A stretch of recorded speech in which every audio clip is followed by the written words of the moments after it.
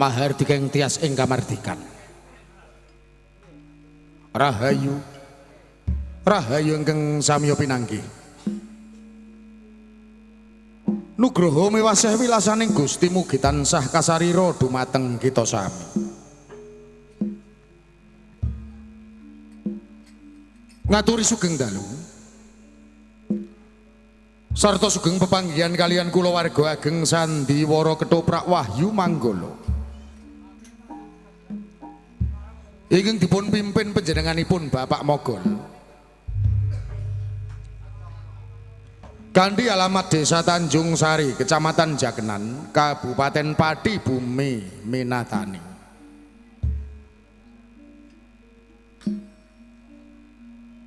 Sasampunipun panjenengan sami kasugata tari gambyong minangka purwakaning pagelaran ing dalu punika. Minangkani pamundutan kepareng ing dalu menika kula warga ageng Wahyu Manggala badhe nyegahaken cariyos ingkang mawi ira-iraan. Adegipun Kraton Majapahit seri perangan Kertanegara gugur. Dalang sarta pendhapuk katindahaken Raka Mas Anom Suharyanto. Asisten sutradara katindahaken Dimas Eko Pranoto. Pangeprak katindahaken Bapak Suhardi wontene Pranoto Pakliran. Dipun tindahaken Bapak Yoga Sakonco.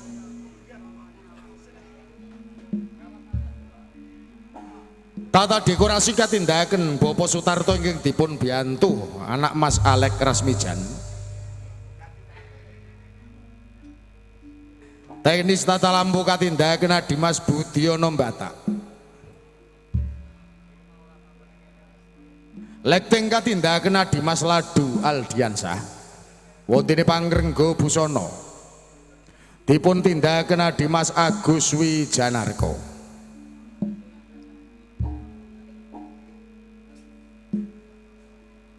Binarung ungling gegong Somadularas ingkang dipun pimpin Bapak Keman Widodo. Kanthi pangli ing Swarawati utawi Pesinden. Dipun tindahaken Ibu Sri Murti Ningsih saha Ibu Suparyana.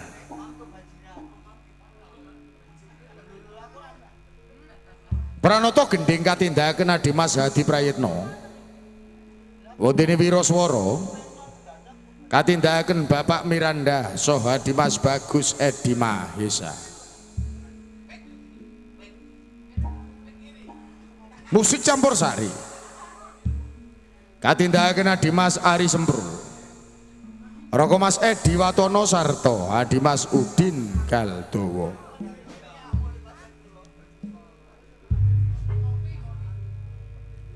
Pagelaran Sandiwara Ketoprak Wahyu Manggala dipun sengkuyung WM Audio. Ingkang dipun pangersani Raka Mas Gentong Kawa-kawa.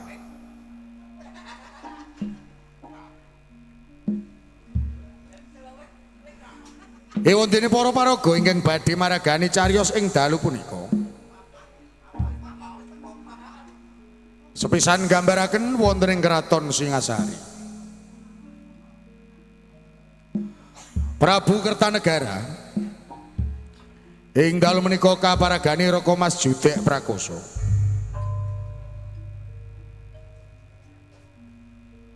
Patih Haragani katindahaken Dimas Bagus Suyanto.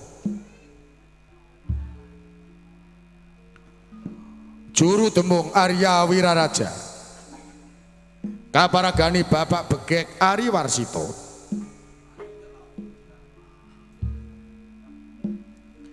Panglima Mengki katindahaken Raka Mas Andi Prastyo. Wontene para prajurit karameaken para seniman Bagus Wahyu Manggala.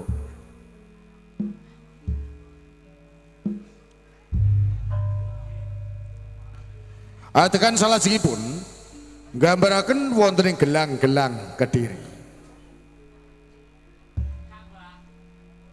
Adipati Jaya Katwang ing dalu menika kaparagani Raka Mas Anom Suharyanto. Patih Kebu Mundaran katindakan Roko Mas Agus Plompong.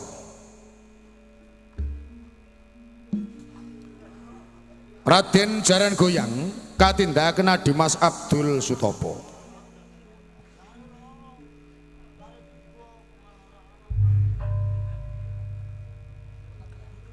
Pangeran Ardaraja kaparagani Dimas Eko Pranoto. Nara Duwita katindakan Mas Diah Maharani. Diah Paramita kaparagani Mas Uut Sutriana.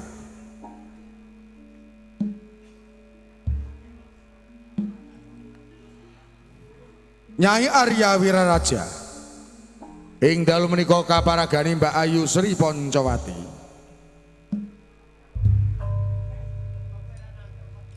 Adikara utawi lawe katindakan Dimas Beguk Wiyanto. Nambi kaparagani Dimas Abi Rojali.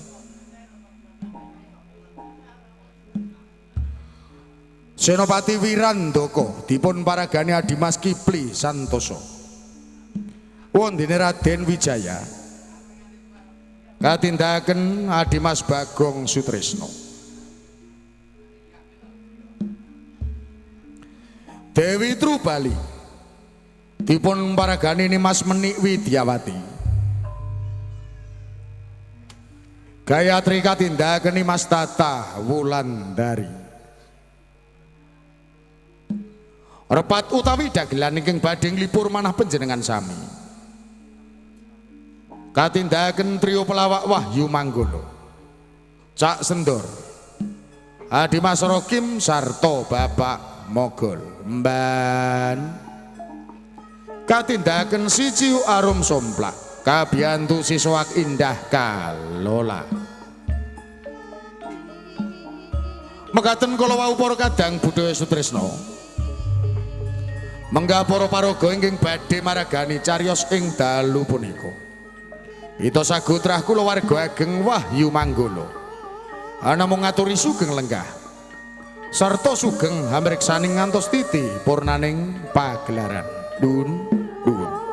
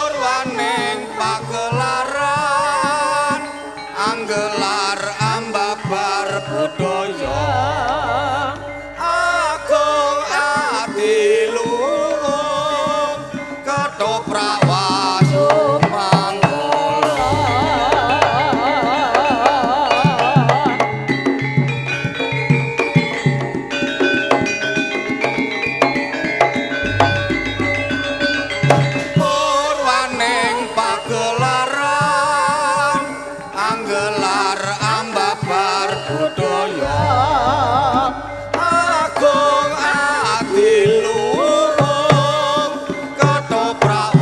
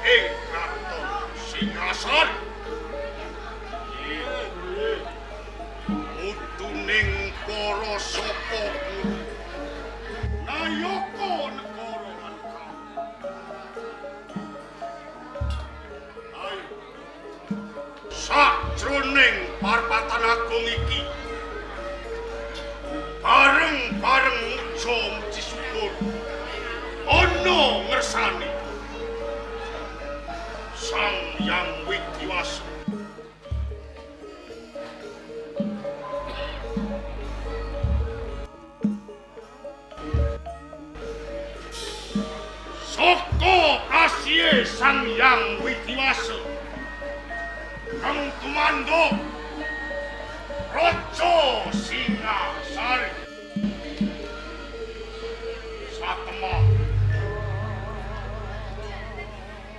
Kraton Singasari dadi negara sing kencar-kencar pintu gayut kencana rukmi dhuwur kuncarane adoh cacahan Aragani Dun kula lan jengen sira Arya Banyak Wiji sabda dawuh katimbalan ing kene ingsun bakal medhar sabda marang jeneng sira sakloron ingsun duweni gegayuhan bisa Kraton Singasari dadi negara sing adikuwasa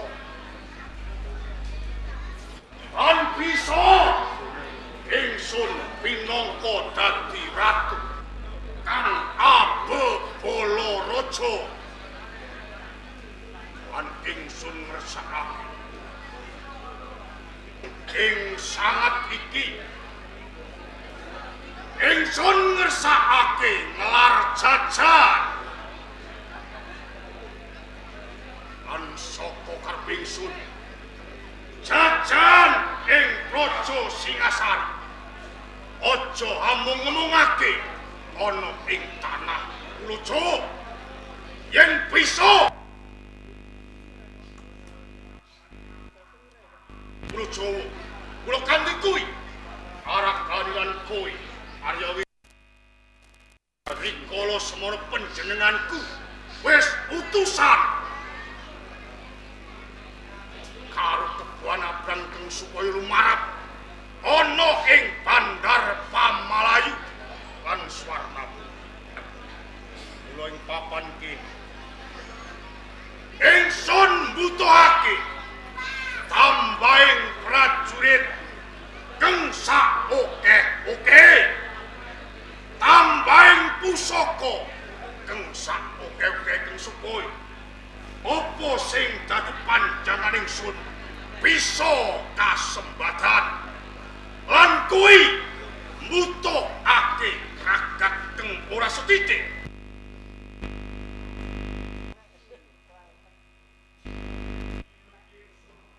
dawuh marang jeneng sira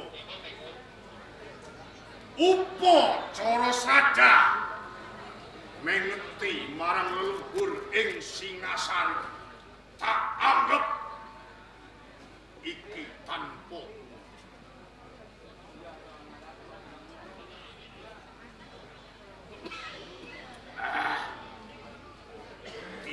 tiwas ngentekake kas karyane negara nanging ora ana gunan mula tinimbang ragat kuwi mau kanggo upacara sadah luwih becik kanggo nambahi kekuatan ing Raja Singasari mula ing papan iki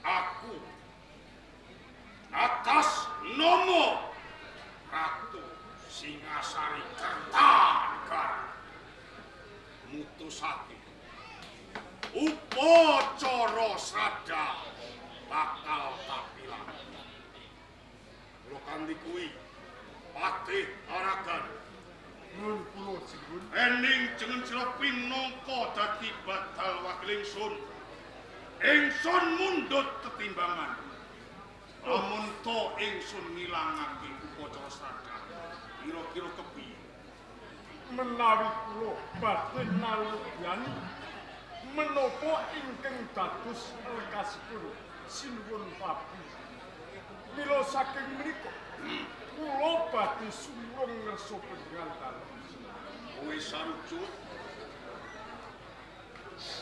Arya banyak witi.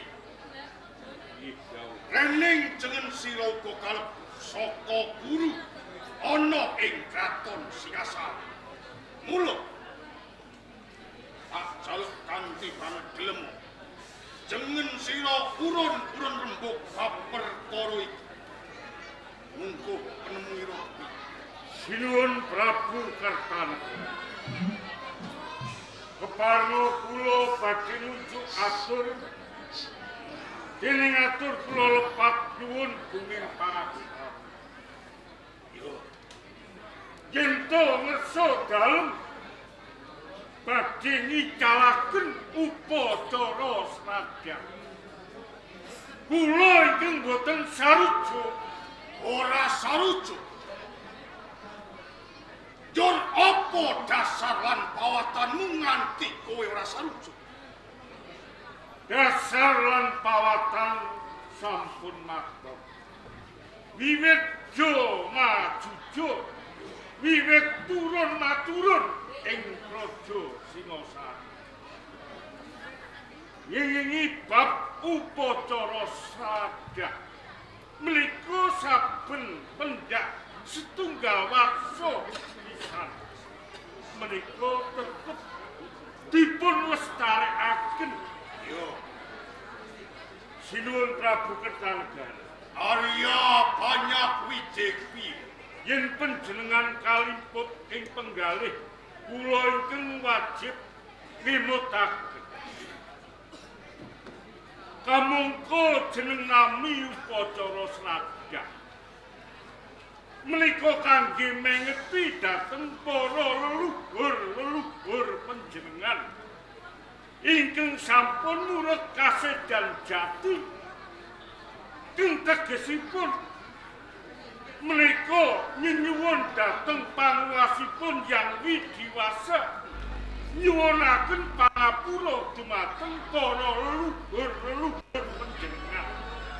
Umpami gadah dosa saged pun paringi pangapura kaliyan Sang Hyang Widiwasa. Kersanipun ing mangkenipun para leluhur panjenengan menika kapapanaken wonten ing kasuwargan jati. Yen to ngantos upacara sradan menika badhe dipun icali. Lajeng pundi dalma bektinipun putra dhateng tiyang sepuh ingkang mangka suwun panjenengan saged gesang mukti ngawibawa jumeneng nalendra ing Praja Singasari. Menika ugi peparingipun para leluhur panjenengan. Ingkang mangka nuwun sewu mriku. Kelanganipun sedaya para kawula lan ayaka praja Singasari. Nalika semanten ingkang rumaosi lampi kekocahan dhateng Sudarma panjenengan kemawon.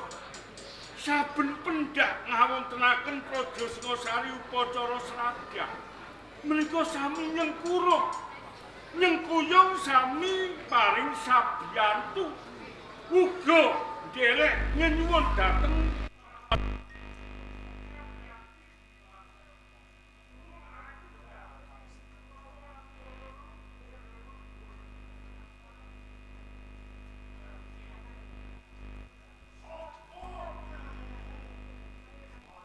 ingsun ngilangi upacara sadah.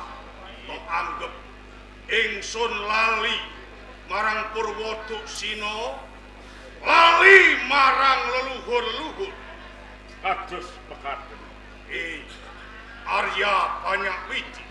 Dawuh Pak. Ngonku ngilangi upacara sadah. Ora teges ingsun iki lali marang leluhur-leluhur kang wis urut ing kasedan jati. Ingsun isih kemtaken kang jumeneng ratu pisanan ing Singasari.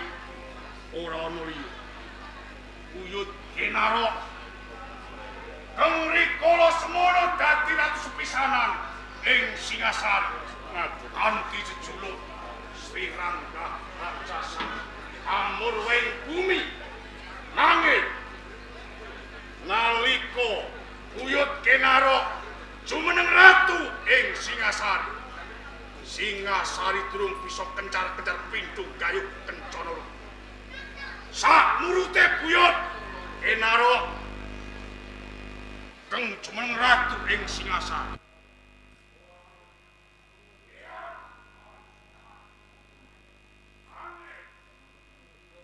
Ayo Wiraraja. Kabeh kuwi mau durung bisa gawe kuncarane kraton ing Singasari. Lumeret Rama Ranggawuni keng rikala semana jumeneng ratu kanthi jejuluk Sang Mapanci Seminingrat. Singasari uga durung bisa kencar-kencar gayuh kencana. Nanging sakwise panjenenganku sing jumeneng ratu ing Singasari, nyatane Singasari saiki kencar-kencar pindho gayuh kencana. Nganti Singasari gayuh kaya ngono ora tekes kabeh kuwi mau entuk sakwape para leluhur kemis murkas dan jati. Nanging kabeh kuwi mau saka kawicaksanan ingsun. Anggon ingsun jumeneng ratu ana ing Singasari. Kaping pindho kekuataning prajurit lan sanjata keng tanpa wilangan kuwi pinangka kekuatan ana ing Singasari. Mula kanthi kuwi rungokke sabdaning sun sing pungkasan. Ingsun atas nama Ratu Singasari Kertanegara mutusake dina iki upacara srada bakal ingsun ilang.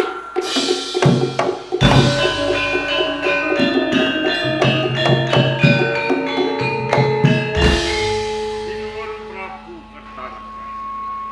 Arya banyak wiji Rehning pangwas tunggal wonten ing Praja Singasari wonten Nesadalo.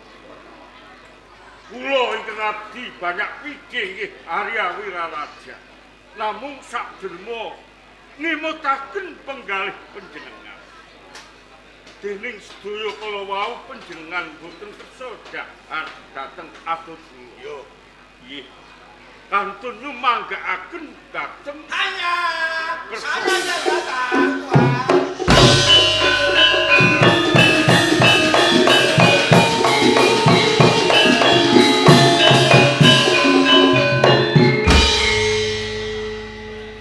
Pati arakan nun kula seluruh panjenengan sira Arya banyak wiji Nggih, sabda. ing pendopo Kraton Singasari ana tamu nanging lamun nitik sandang penganggone dudu kawula ing Singasari. Kula kanthi kuwi rening jeneng sira pinangka juru tenung Hamunconegoro coba purban. Sampun wonten pareng dawuh. Mangku sana Hanya yen nitik marang sandang penganggun dudu kawula ing Praja Singasari. ya Banjur tenane sapa kang dadi aranmu lan sira iki sawijining pawongan saka ngendi? nama saya Panglima Wingi Hanya jaga kerajaan Tartan.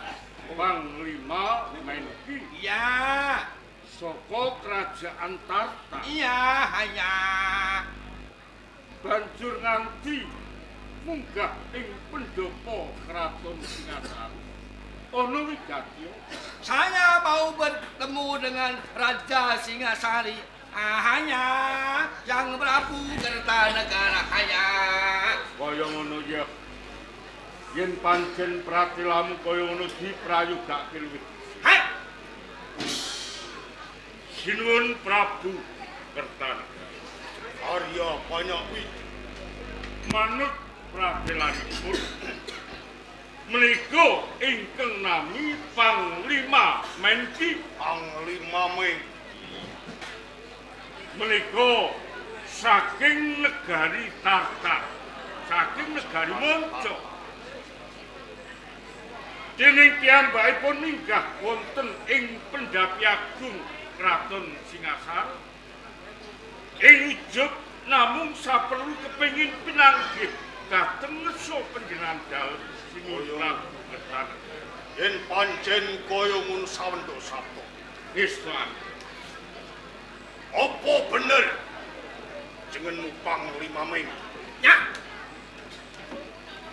Kowe munggah ana ing pendopo Singasari. Kepengin ketemu lan panjenengan. Ya. Prajurit.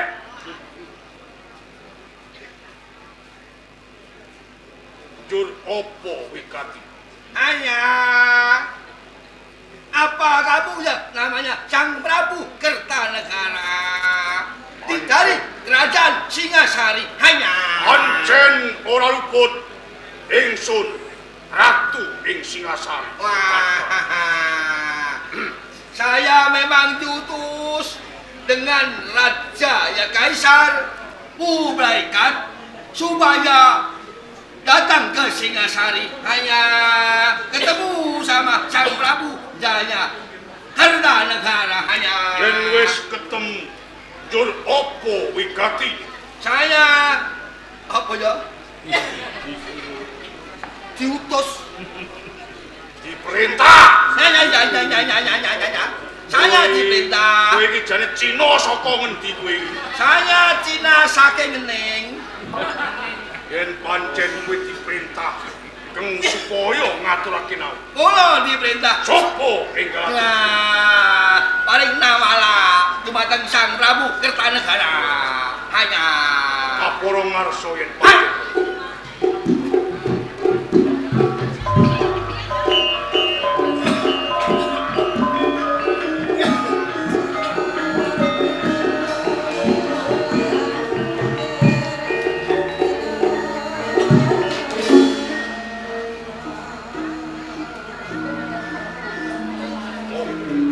Rasaning ngawur.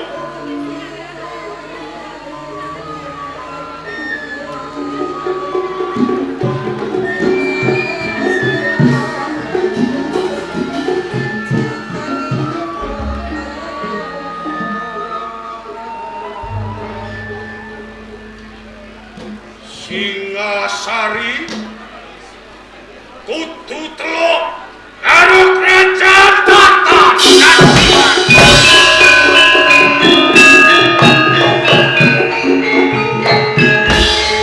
Hei Panglima Meng, hanya saya Sang Prabu kowe pengen ngerti Bawang Sulade? apa Kaporo ngarsa. apa itu Ini saya kesuruh ke situ iya Iya. hanya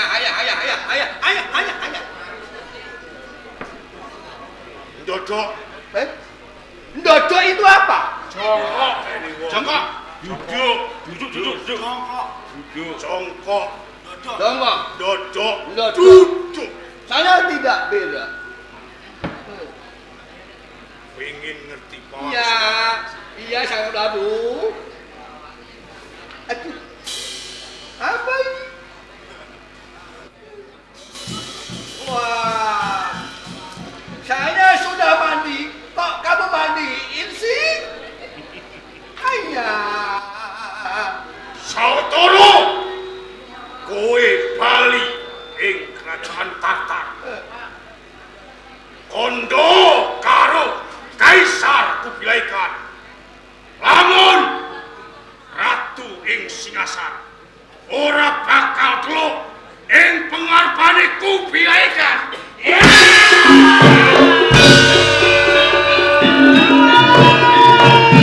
Oh, sakit. Kamu raja bajingan ya.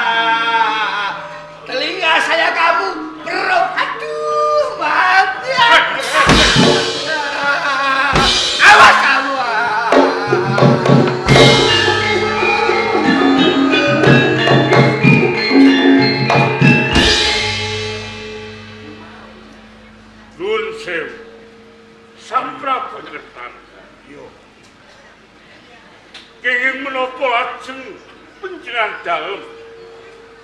menika tumindak kejem lan mengis.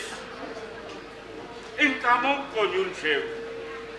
Panglima Menki menika namung dapur utusan minangka tundaka saking kerajaan Tartar. Mongko sampun dados pranatanipun negari. Yen to salah tunggalipun utusan menika boten kenging dipun piloro, dipun daksya, napa malih saya dipun tatoni. Sinuwun Prabu Ketarga. Arya banyak wiji. Kula ngutawatosaken sanget. Panglima Menki panjenengan perung kalinganipun. Inggih yen mangke boten badhe piyambakipun matur dhateng ngersanipun Kaisar Kubilaikan ing kerajaan Tartar. Yen ngantos piyambakipun matur wonten ngersanipun Kaisar Kubilaikan Kaisar ing Tartar. Tamtu dadosaken srek penggalihipun Kaisar Kubilaikan. Monggo panjenengan kula aturi ngengeti. Tartar menika kerajaan ingkang ageng jembar jajahanipun. Yen to dipun bandingaken kaliyan ing Praja Singasari menika boten wonten sapropiranipun.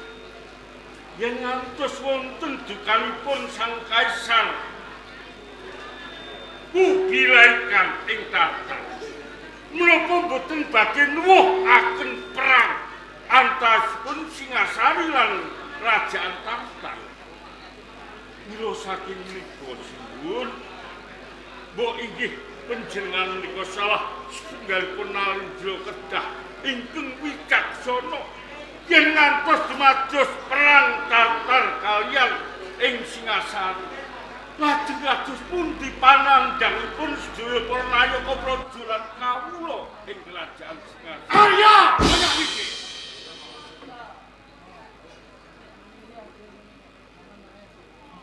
Ing semu jengen sira sabelo karo wong bengkanane.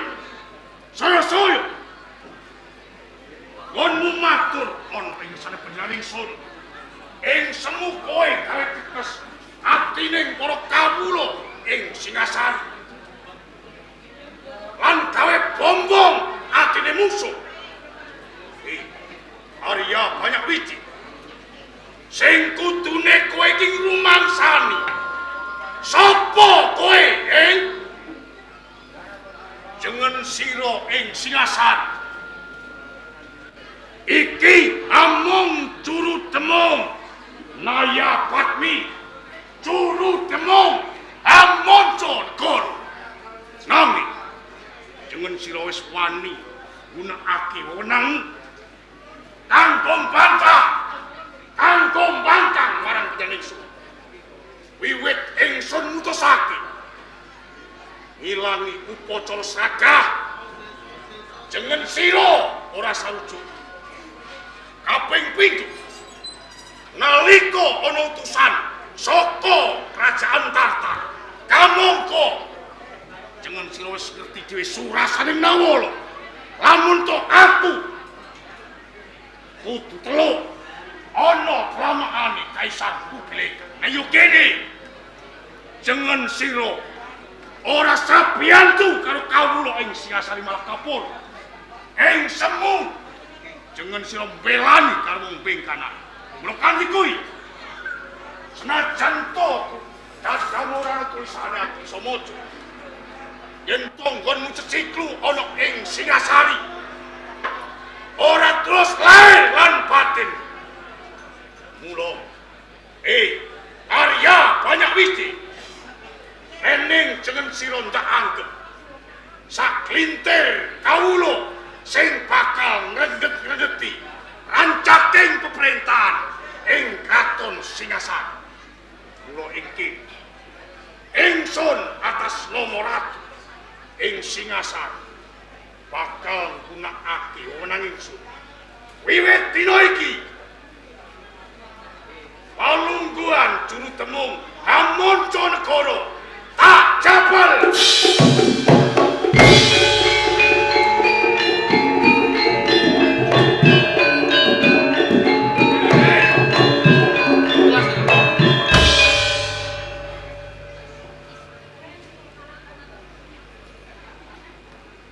Marati Arya Wiraraja mergo aku sing ngelingi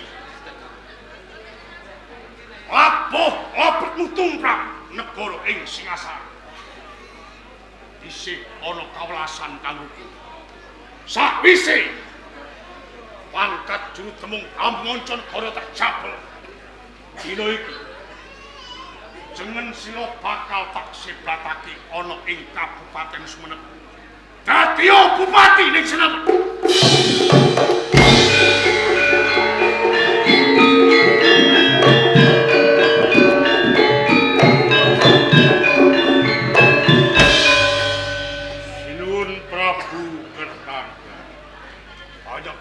Rene sedaya kala kula katindhing pangwaos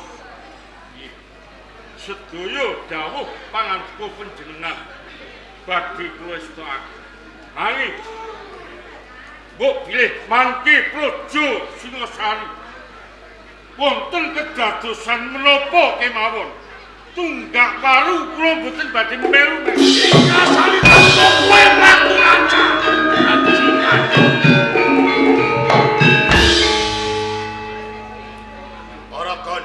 kula sinuwun rap sakwise ana kedadian utusan saka ing kerajaan Tatar panglima iki tak perung kupingi urung tan krungu iki bakal ndadekake perang sing gedhe kula kanthi kuwi ngirita prajurit sing jaduk-jaduk balekke utusan saka kerajaan Tatar ngestakaken dawuh sinuwun Prabu Indah.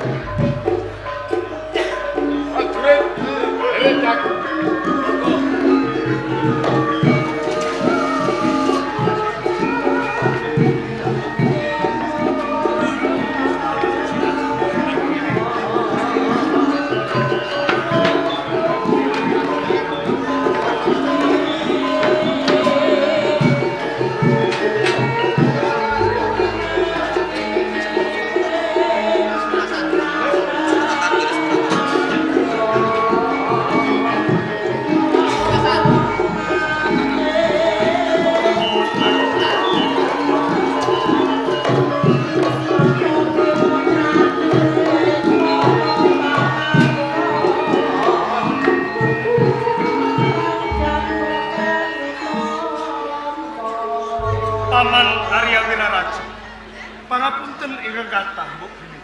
Kula sampun kumawani ngandhut lampahipun panjenengan.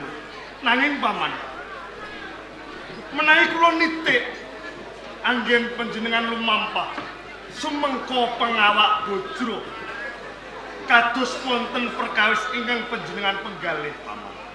Menika lara Rama. Monggo panjenengan wedharak kemawon. Mbok menawi kula saged sabiyantu dumateng panjenengan. Pangeran Wijaya. Nanging kula paman Arya Wiraraja. Wan sira tole rombongan. Inggih. Nam. Ya, ngerti ya. Mestine sira ngerti yen dulu marang popolataning Rama rombongan. Inggih. Wijaya. Paring dawuh. Ing ujug aku ndelak laku bakal tumuju ana ing Kabupaten Sumenep.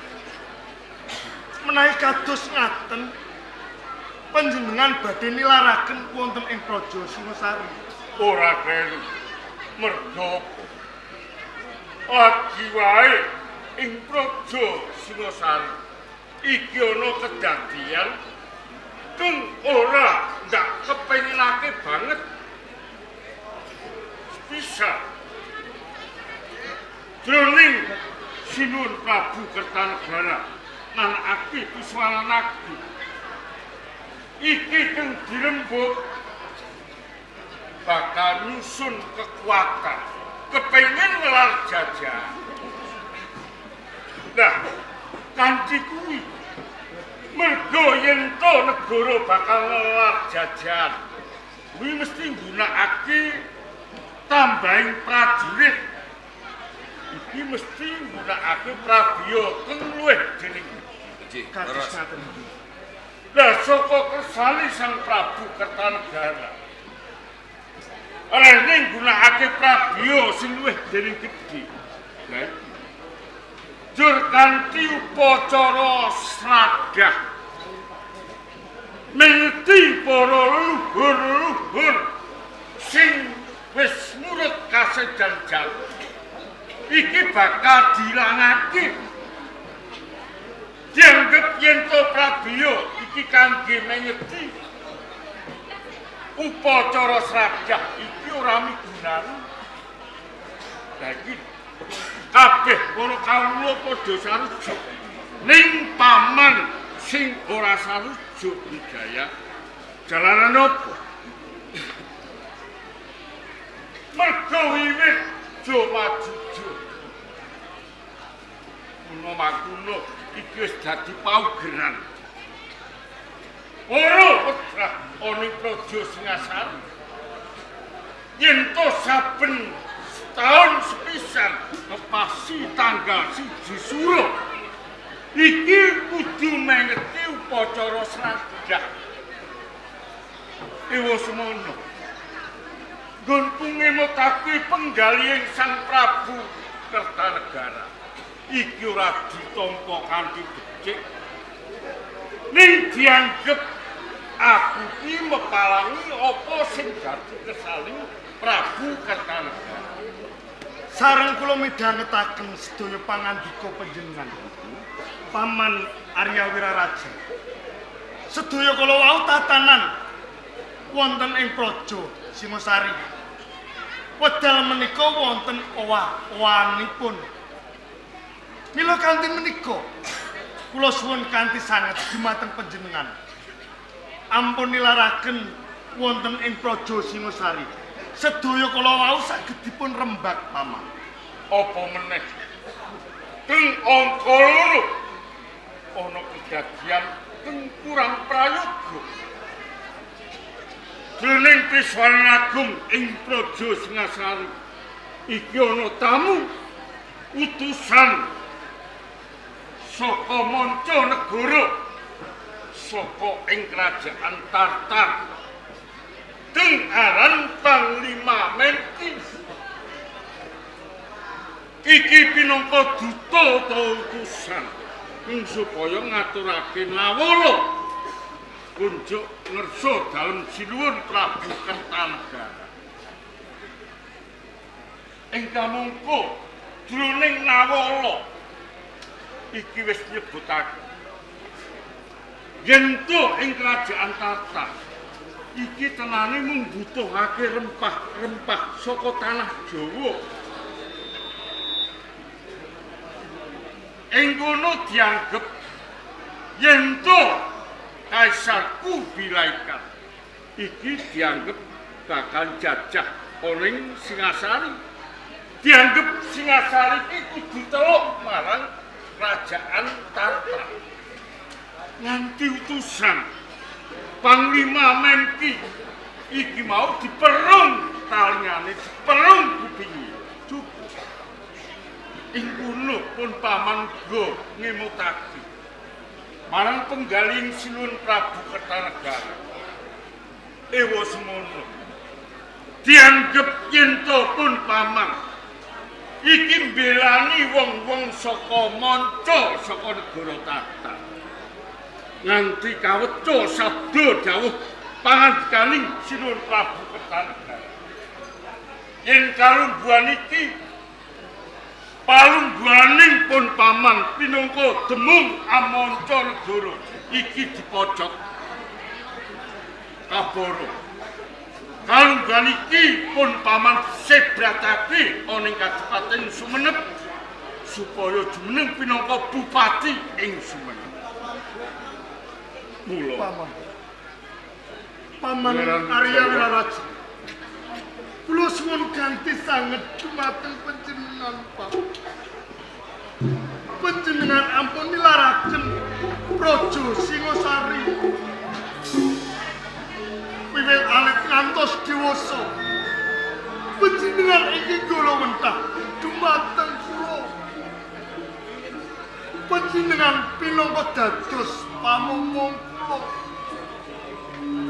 Menawi kelampahan panjenengan nilaraken wonten ing Praja Singasari. Lajeng sinten malih ingkang dados pamomong kula Paman Arya Wiraraja. Iya. Yang Wijaya. Matur nuwun banget. Dening sira isih kelingan.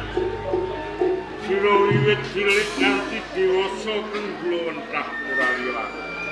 Panjenengan pinangka jimat pepunden kula Paman.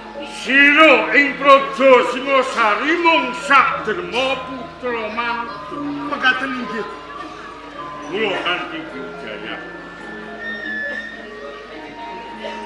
Renipun paman rumangsani mung sak derma kawula ana ing Praja Singasari. Kabeh katin sing panguwasa. Syukur sedalem Sinun Prabu Kertanegara. Kula kanthi wah ora ketang kepiye wae sawetara kowe kudu pisah lawan paman banyak ide yuk Arya Wiraraja. Ampun kados ngaten Paman. Kula mboten saged pepisahan dumateng panjenengan. Pangeran Hyang Wijaya. Naniji Lumung wae pitung kasih pun paman. kados pundi Paman? Yen ing mungkune Praja Singasari iki ana kedadian apa wae umpama ana prastawa sing sekira ora gawe senenging penggalih. Yen sira bakal kepengin nyuwun sabiyantu kelawan pun paman Arya Wiraraja. Sira tumeka ana ing kadipaten ing Sumenep. Kok menawa pun paman, sak bisa-bisa aku go bakal sabiyantu kelawan pun kaributan. Wis cukup semen. Paman Arya Wiraraja.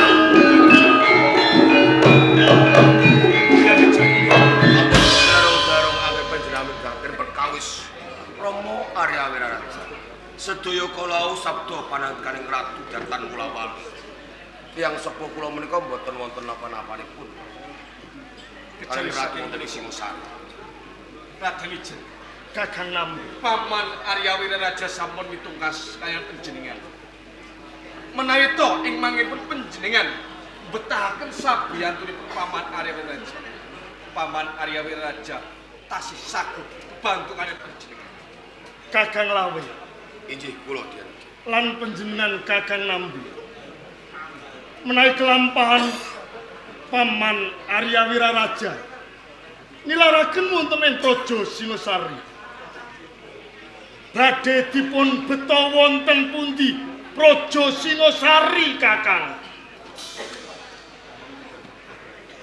Mila kanthi menika Pangeran Hyang Wijaya. kula badhe mlapati tumindakipun Paman Arya Wiraraja.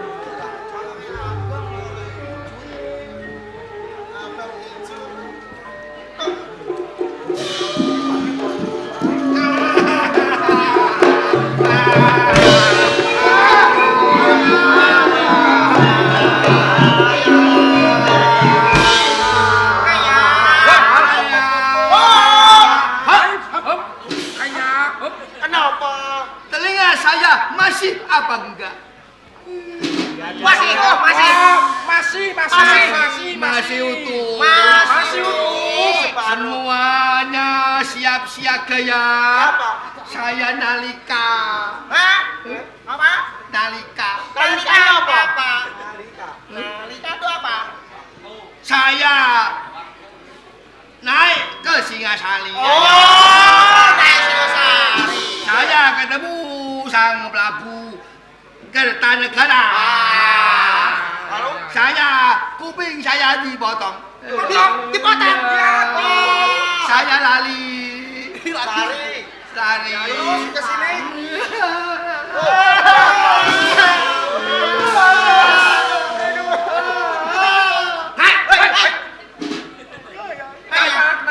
Tan ulunga. Apa? Aku itu omong-omong. Main apa? Ulunga, orang-orang Singasari mengejar saya. Saya pasrah dengan kalian. Pasrahkan sama saya. Ya, prajurit. Apa? Baski Kaci. Basti, budolmu.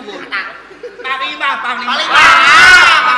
Barisannya saya pasrahkan dengan Anda. Oke.